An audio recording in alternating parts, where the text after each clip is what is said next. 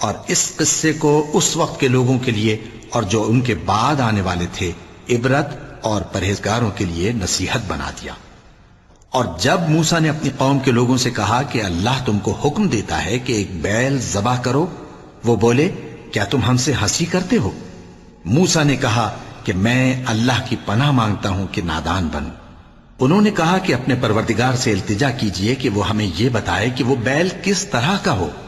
موسیٰ نے کہا پروردگار فرماتا ہے کہ وہ بیل نہ تو بوڑھا ہو اور نہ بچڑا بلکہ ان کے درمیان یعنی جوان ہو، سو جیسا تم کو حکم دیا گیا ہے ویسا کرو۔ انہوں نے کہا اپنے پروردگار سے درخواست کیجئے کہ ہم کو یہ بھی بتا دے کہ اس کا رنگ کیسا ہو۔ موسیٰ نے کہا پروردگار فرماتا ہے کہ اس کا رنگ گہرا زرد ہو کہ دیکھنے والوں کے دل کو خوش کر دیتا ہو۔